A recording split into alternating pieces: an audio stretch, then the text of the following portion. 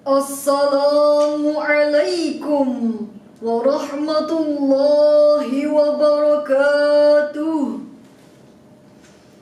Alhamdulillahilladzi ja'ala Indonesia baldatan thayyibah.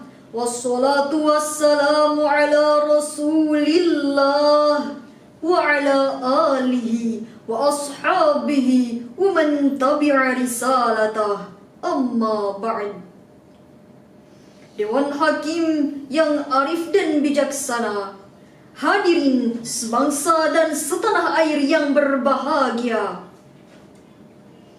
Plato, seorang filosof asal Yunani abad 4 sebelum Masehi, pernah mengatakan, jika tidak ada kekayaan yang berlebihan atau kemiskinan yang tak wajar dalam suatu negara, maka keadilan sudah berada di sana. Ungkapan tersebut memberikan gambaran kepada kita bahwa keadilan akan tegak apabila korupsi dan kapitalisme tidak merebak dan kemiskinan yang berlebihan bisa tersibak. Namun demikian hadirin, jika kita lihat negara kita akhir-akhir ini, kita dapat menyaksikan masih banyak kasus korupsi yang dianggap sebagai praktik yang menarik, padahal merusak bahkan menghancurkan struktur masyarakat hingga pelik. Uang yang seharusnya masuk ke kantong rakyat malah masuk ke kantong-kantong pejabat. Akhirnya pembangunan terhambat, pendidikan tersumbat, ekonomi tersendat, kemiskinan terus meningkat, rakyat semakin melarat, sedangkan hukum negara tidak mampu menjerat pejabat yang terlaknat. Betul hadirin? Na'udzubillah, tsumma na'udzubillahi min dzalik. Sungguh ini sangat memprihatinkan. Maka dari itu hadirin, pada kesempatan yang berbahagia ini, izinkan saya menyampaikan sebuah syarahan yang berjudul Tantangan dan Hambatan Menuju Konsistensi Penegakan Hukum di Negara Pancasila, berdasarkan Al-Quran, Surat Al-Baqarah ayat 188. Hadirin rahimakumullah, menurut Ibnu Hatim yang menukil dari Sa'id bin Jubair, ayat tersebut turun berkenaan dengan Imra'ul Qais bin Abis dan Abdan bin Ashma al-Hadrami yang bertengkar mengenai sengketa tanah. Imra'ul Qais berusaha mendapatkan tanah tersebut agar menjadi miliknya. Namun, ia tidak memiliki bukti yang kuat atas kepemilikan tersebut. Kemudian Imra'ul Qais datang kepada seorang hakim dan meminta supaya Abdan bin Ashma bersumpah. Kemudian ayat ini turun memperingatkan kepada para hakim agar tidak memutuskan suatu perkara yang salah. Ibnu Katsir dalam kitabnya Al-Qur'anil Azim mengatakan bahwa ayat tersebut menjelaskan kepada kita bahwa seorang hakim tidak boleh mengubah eksistensi atau perkara tertentu dalam mengambil keputusan. Oleh karena itu, seorang hakim tidak boleh memutuskan suatu perkara yang halal menjadi haram, yang haram menjadi halal. Karena jika hal itu terjadi hadirin, maka baik hakim ataupun orang yang mempengaruhi hakim telah keluar dari kebenaran yang seharusnya ditegakkan. Hadirin sebangsa dan setanah air yang berbahagia, ayat tadi menegaskan kepada kita agar senantiasa berlaku adil. Namun, apa yang dimaksud dengan adil dalam Islam? Sayyidina Ali radhiyallahu anhu mengatakan, adil adalah menempatkan sesuatu secara proporsional dan profesional. Lebih tegas lagi, Sayyid Qutb dalam kitabnya Adalatul Ijtima'iyyah fil Islam mengatakan, Al-adlu huwa iqamatul haqqu bighairi zulmin. Adil adalah mendirikan kebenaran tanpa menzalimi orang lain. Timbul pertanyaan, lalu bagaimanakah kondisi keadilan di negara kita saat ini?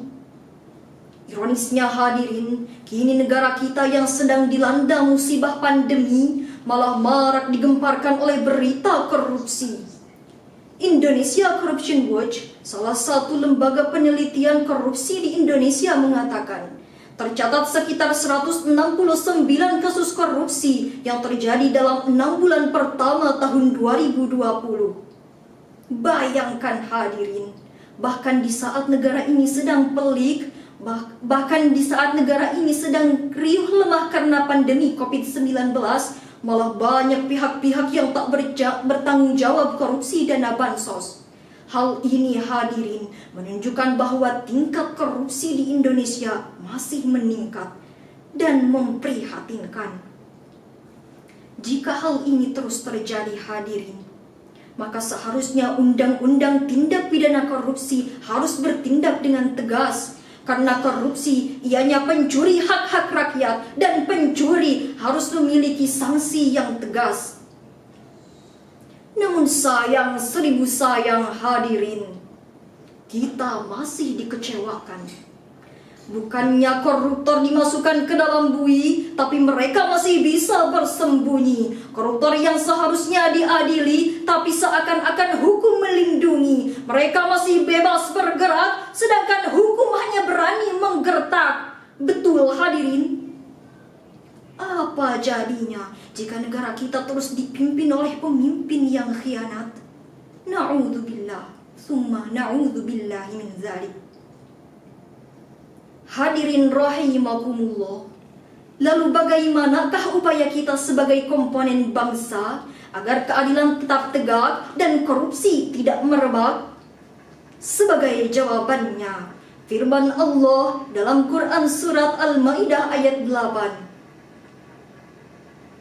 Hadirin pecinta Al-Quran yang dirahmati Allah, dalam ayat tadi terdapat kata al-adlu yang disandingkan dengan takwa. Profesor Dr. Quraisy Shihab dalam kitabnya Tafsir Al-Misbah mengatakan, ayat tersebut memberikan makna bahwasannya adil adalah cerminan dari sikap insan-insan bertakwa.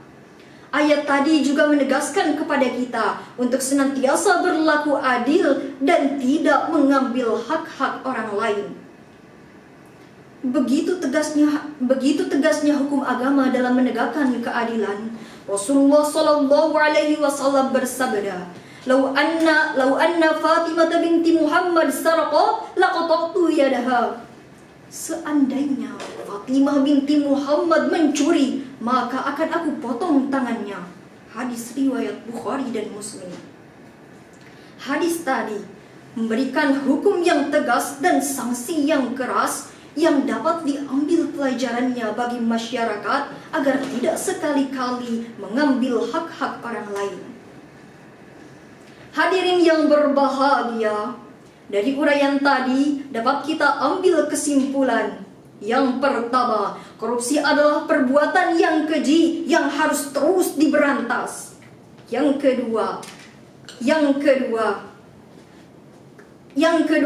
undang-undang tindak pidana korupsi harus tegas dan keras dalam menanggapi korupsi.